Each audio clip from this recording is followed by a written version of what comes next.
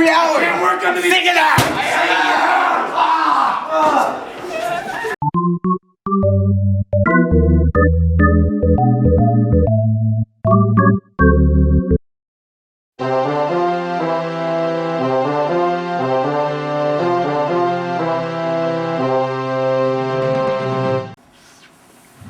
Hello, thank you for watching the highly anticipated, brand spanking new MITV season premiere.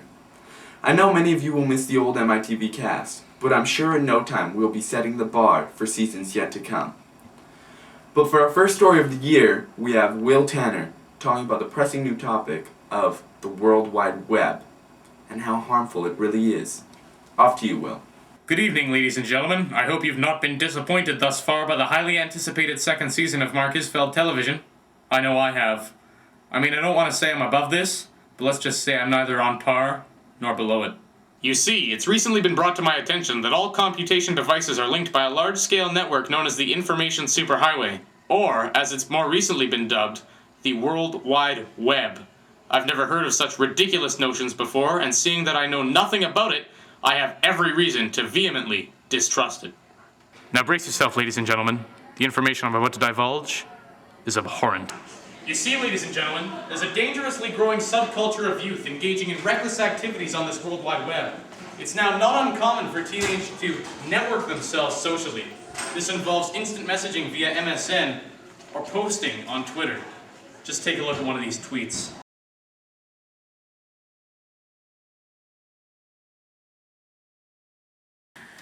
Did you read that?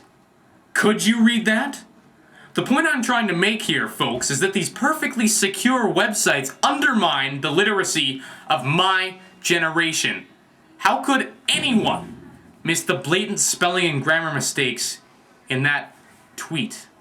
Well, I say nay. I will not stand by while my generation interacts on a website designed to replace interaction. I will not stand by while my generation forgets how to read and write properly. And damn it, I will not sign up for Facebook. And I urge you, ladies and gentlemen, to do the same. Pick up a book, write something meaningful, and most importantly, get off social networking sites. Don't play in traffic on the information superhighway, and don't get entangled in the World Wide Web. For more of these witty quips, write me a tangible letter with no spelling or grammar mistakes. For the rest of you, good night and good riddance. Yeah, that's weird. That's why I don't go on Twitter. Actually, I've never heard of Twitter until now, actually. So the Interact Club has been running a lot of fun activities while raising awareness. Like they had a bake sale, a book drive, and a jean drive, plus Boxer Thursday. Lucky for you guys, we have some helpful tips on how to avoid the H1N1 pandemic. Although this video will probably be aired 2 weeks after intended, so all this information is useless. Yeah. Now we have Kyle Voggs with the word on the street.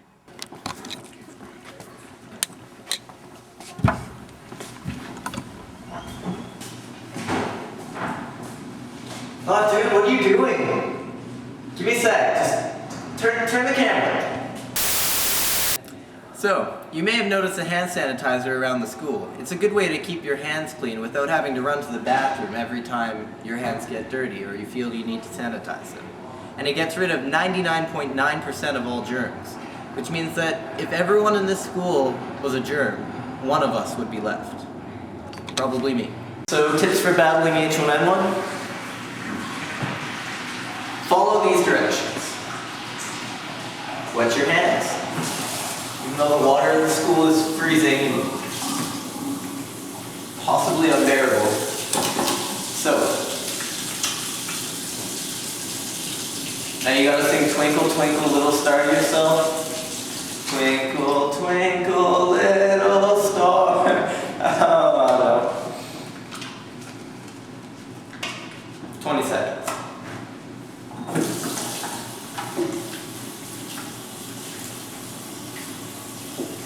Rinse.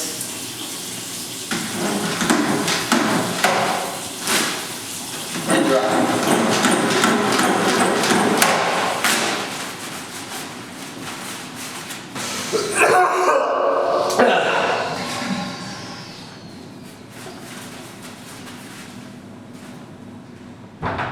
Don't do that. It's just gross.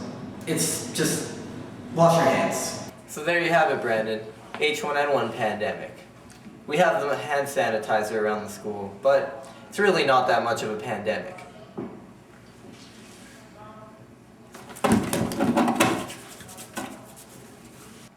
Thanks, Kyle. Hopefully he helped some of you avoid the swine flu. But I personally think that learning how to bake an apple strudel with a hook hand while engulfed in flame is more important. But whatever. And now for some breaking news that's not so breaking. We have that correspondent, Brianna, that does that thing. Off to you, Brianna. Brianna, it's your segment. Brianna, it's your segment. Brianna, it's your segment. Ow! Ow! Brandon! Unnecessary! A reminder to everyone that the fashion show is only a few weeks away now. Come to the Isfeld Gym on December 7th to support your grads. While you're there, you can check out the latest in fall, winter, and formal fashions in the Comox Valley. I'd also like to wish everyone luck on the Term 1 report cards that you are to receive in TA today, as well as to remind you that parent-teacher interviews are next Thursday, which means school for teachers, school for parents, and no school for us. Personally, I'd like to see more parent-teacher days, if you know what I mean. Something like that. Finally, and quite obviously, MITV is back, so please do be gracious and willing to waste your time with us when we confront you in the hallway. And remember that our suggestion box is located in the library, and we'd love to see all your comments and concerns. Thanks. Back to you, Brandon. Thank you, Brianna, for that informative message. And yes, do remember that we have our suggestion box in the library. And Brianna, I'm glad to see that you actually learned your script this time, or didn't show up late. But now we have Isis, continuing an old tradition with French word of the week. The French word of the bye-week is Pétillant. which means bubbly or sparkling. In a sentence, it can be used as Il n'aime pas l'eau pétillante, which means he doesn't like sparkling water. But I mean, who likes it anyways? And cut. Great job, Isis. Is this my TV? You think it is?